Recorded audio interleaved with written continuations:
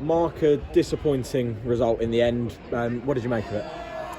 Yeah, well, like you said, obviously we can't hide from the facts. You know, we lost the game 4-0, so people will look at that and will quite rightly get criticised. I didn't think, it was perhaps a 4-0 difference between the teams. I was really angry with the way we started the game. Obviously, that's killed us really. I mean, you can't afford to go 2-0 down inside 7-8 minutes or whatever it was, and that was a really disappointing start from us, which you just cannot afford to do. You give yourself a real uphill struggle from then on, very early in the game. I think, if you look at the first goal, I think Samir had an effort, for us that goes into the side netting, and then the goalkeeper sort of clears it down the pitch from the goal kick. We don't win the first header.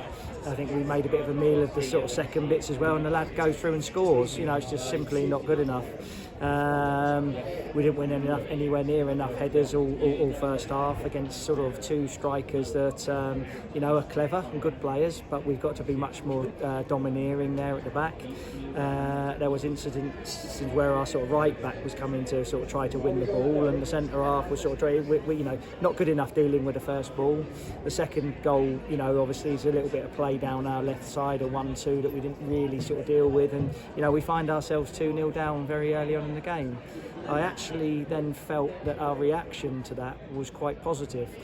We sort of wanted to try to stay in the game, to, try to sort of get to half-time without sort of being totally out of it. When it's 2-0, you've always got a chance, and especially if we could get that third goal.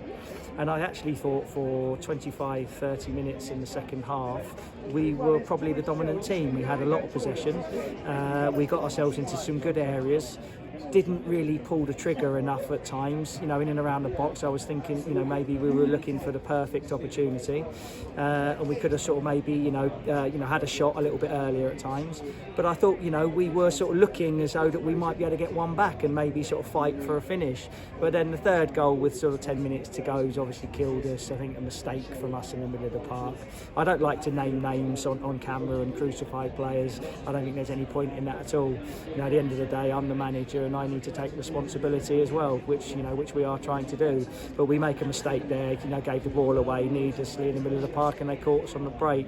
The fourth one, their last kick of the game, it's one of those, so I think, people look at the result and say 4-0, and it sort of looks like, we were absolutely miles away from it. But I don't think necessarily that was the case for large parts. Even in the first half, we did get ourselves into good areas. But yeah, we were lacking the sort of final end product a little bit today. But you cannot afford to start the game like that. It was an awful start. There's no excuses for that. We gave ourselves a mountain to climb, and it's a very disappointing afternoon for us. Yeah, I mean, like you said, you conceded 2 goals very early on in the game, and as manager, you never want your team to kind of succumb to that early deficit. How hard does that make everything going into half-time to really try and pick the players back up after being behind for, practically the entire of the first half? And how hard does that make your job to ensure that they're set up in the best way? I mean, you made 2 substitutions at half-time. What did the early goals really kind of set in terms of the early exchanges of the game? Yeah, well, obviously, it affects our plan. I mean, we knew that Oxford would play a 3-5-2. They've been playing it pretty much, all season. The idea from us was to go with a 4-3-3 and get 3 sort of players up against their defenders to try to cause some problems. But obviously, that sort of plan almost goes out the window, within the first few minutes. So all of your preparation, it's very difficult then. But like you say, sometimes there's no point ranting and raving and going mental at half time. We try to be proactive and make 2 substitutions. I think the substitutions improved us slightly in the second half, and I think for large parts of the second half we were the team in the ascendancy, but we didn't score in that period, which was crucial. Did we really look like scoring in that period? Possibly not. I think Samir sort of had an opportunity, didn't he, where he tried to bring it down and just got away from him. Kai Marsh-Brown sort of had one where he did very well, but then shot over the bar. And we had several good crosses from Gus Scott-Morris, down the right-hand side, who did excellent when he came on. But, we didn't sort of create loads of clear-cut chances. But I think when we do get the ball in the box a few times, we needed to shoot, and we were trying to work the perfect opportunity. But I think 4-0 is a little bit harsh on us, but we have to accept the criticism that will come our way. And all you can try to do is show some perseverance and some resilience and keep going. It's not easy at the moment. Unfortunately, it looks like we won't have a game next Saturday due to sort of us being out of the cup. So we've got another long 2 weeks now before we can try and put that right. But I apologise to the supporters. We're desperate to try to give them something to cheer about, and at the moment we're not really doing that. But as I keep saying, I think perhaps 4-0 is a little bit harsh on us. But at the end of the day, that was the result, and we have to accept it.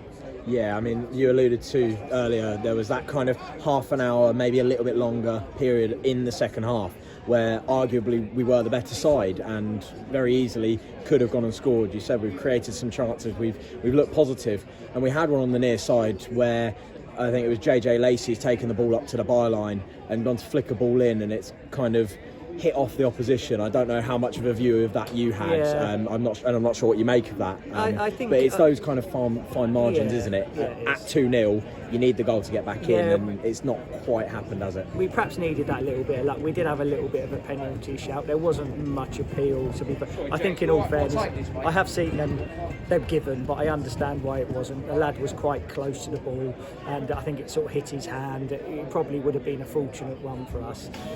We're not trying to delude ourselves, though. We know we've got a lot of work to do. Now, they did have a couple of chances as well that Nick Hayes did well to save. So, I don't. I'm not sort of, trying to kid ourselves that, we were really close and, we're almost there. We've still got a hell of a lot of work to do. There's obviously, issues that we need to try to resolve. Myself and Daniel have only been in a couple of weeks. We're learning about the players all the time.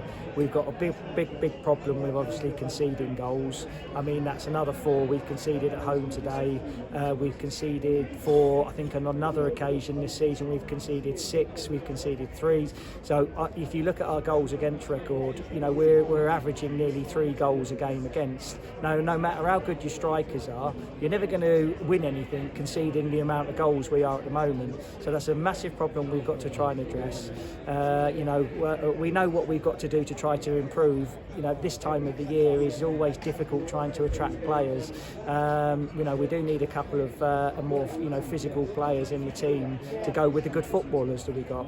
Now, I don't think it needs complete and utter major surgery, but we do need a different type of player to what we've got. And recruitment is always difficult, and even more so at this time of the season when it's already started. But I can assure the people, the supporters from Hemel, that we'll keep working. Now, I'm an experienced manager. I know the league very well, and we will get it right. But it's disappointing that we lost the game today.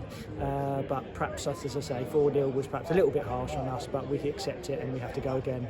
Yeah, I mean, now, like you say, we're having another kind of sustained break, shall we call it, another period of about 2 weeks. Let's look forward to that next game as we know it so far. We've got Welling, we're hosting them here. That's a pretty big one, isn't it? Yeah, I actually just had a quick look at the results. I think Welling actually got a good result today at Chippenham, so I don't know where that sort of puts us now in the league table. I wouldn't have thought it's pleasant reading, but it is what it is. We accept that. We don't deny that, and we have to be honest in our appraisal, be accurate in our appraisal of the game, and work hard to improve, and we will do. We'll work very, very hard, and that's all we can say. But once again, not the result we wanted. But we have to take it on the chin, and we have to react, and we have to go again. Perfect. Thank you. See you in 2 weeks. Thank you.